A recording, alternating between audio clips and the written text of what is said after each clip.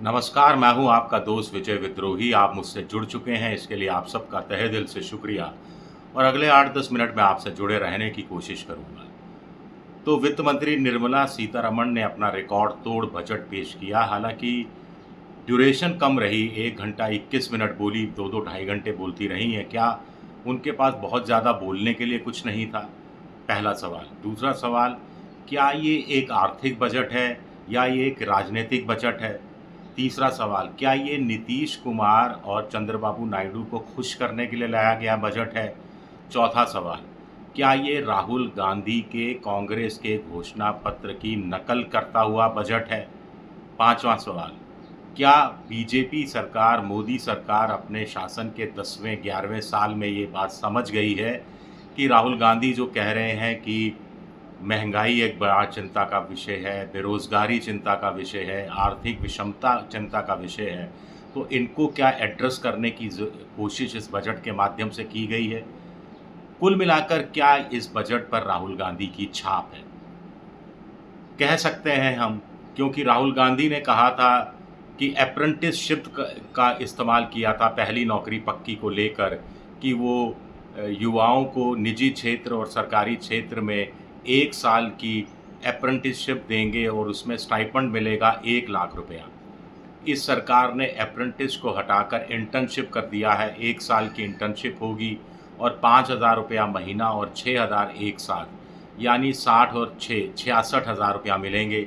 राहुल गांधी 1 लाख रुपये यानी 8,500 रुपया हर महीने देने की बात कर रहे थे। राहुल गांधी जो पैसे की बात कर रहे थे वो केंद्र सरकार भोगती, उसका खर्चा केंद्र सरकार उठाती।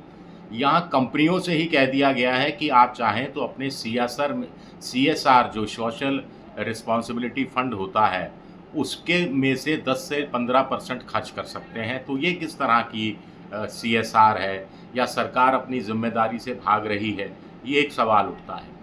दूसरा, कृषि के क्षेत्र में जो पैसा रखा गया है करीब 1.5 लाख करोड़ रुपया, राहुल गांधी इसकी बड़ी बात करते रहे हैं, तो क्या उसका असर है, हम कह सकते हैं।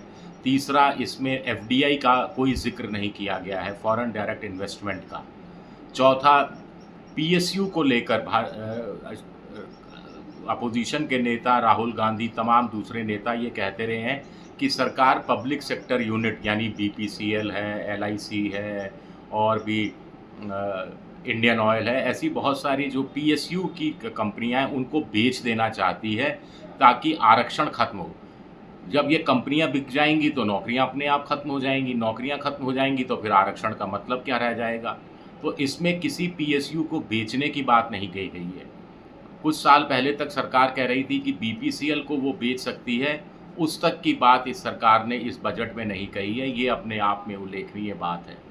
तो देर आए दुरुस्त आया, अगर किसी के घोषणा पत्र में कुछ अच्छी चीज़ लगती है तो उसको आजमा लेने में क्या फ़र्क पड़ता है। हालांकि वो बात अलग है कि जब चुनाव चल रहे थे तब राहुल गांधी के कांग्रेस के घोषणा पत्र को प्रधानमंत्री मोदी मुस्लिम लीग से प्रभावित घोषणा पत्र बता रहे थे। कुल मिलाकर बिहार को स्पेशल राज्य का दर्जा नहीं दिया गया है, आंध्र प्रदेश को स्पेशल राज्य का दर्जा नहीं दिया गया है। ये दोनों के लिए एक झटका हो सकता है। लेकिन क्या आर्थिक पैकेज, विशेष वित्तीय सहायता दी गई है, वो भी मोटे तौर पर दोनों को, नेताओं को, चंद्रबाबू नायडू और नीतीश कुमार को ही आकलन करना है। नीतीश कुमार को कुल मिलाकर करीब 55-57 हज़ार करोड़ की राहत दी गई है। वो अलग अलग है कि मेडिकल कॉलेज खुल जाएंगे, स्पोर्ट्स कॉम्प्लेक्स खुल जाएंगे और कोसी बांध की जो समस्या है वो हल कर दी जाएगी। पहले चल रही योजनाएं हैं, नई योजनाएं स्टार्ट की जाएंगी। करीब 11,000 15,000 करोड़ रुपया उसमें खर्च किया जाएगा। और फिर कुछ जो गया है, बोध गया है, राजगीर है, नालंदा है, वहाँ पर टूरिस्ट सेंटर बनाए जाएंगे, धार्मिक सेंटर बनाए जाएंगे। काशी कॉरिडोर की तर्ज पर उस जगह कॉरिडोर बनाया जाएगा। ये बातें कही गई हैं। सड़क के लिए पैसा ज़्यादा दिया जाएगा, तमाम बातें की गई हैं। लेकिन कुल मिलाकर 20,000 करोड़ रुपए की 4 राष्ट्रीय राजमार्ग की बात या स्टेट राजमार्ग की कल्पना की गई है, जिसके अंदर पटना, पूर्णिया, बक्सर, बादलपुर, दरभंगा, बोध गया, वैशाली, बक्सर पर रेल पुल, दूसरा रेल पुल गंगा नदी पर, ये तमाम बातें की गई हैं। आंध्र प्रदेश के लिए कहा गया है कि अमरावती राजधानी जो बनाई जा रही है उसके लिए सरकार जो वित्तीय संस्थाएं हैं उनके माध्यम से पैसा जुगाड़ने की कोशिश करेगी। 15,000 करोड़ रुपया रखा गया है।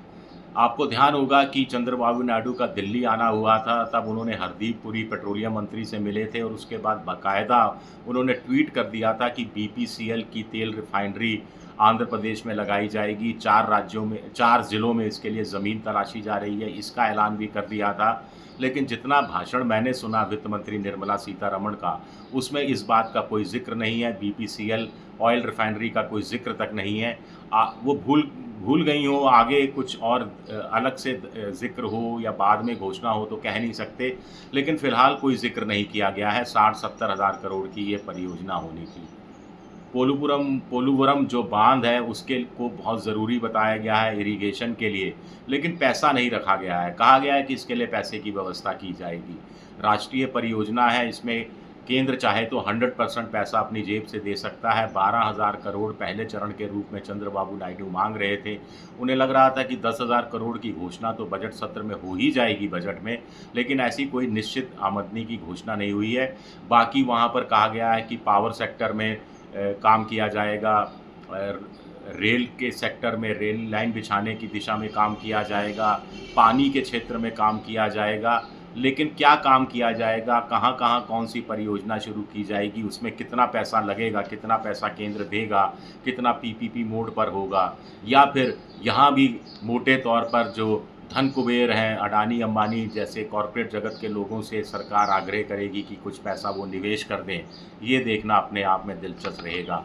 6-7 ज़िले जो गरीबी की रेखा के नीचे के ज़िले हैं, गरीब हैं, बहुत पिछड़े हुए ज़िले हैं, उनके उत्थान की बात की गई है, लेकिन उसके लिए अभी पैसा नहीं रखा गया है। मोटे तौर पर धन की व्यवस्था नहीं रखी गई है।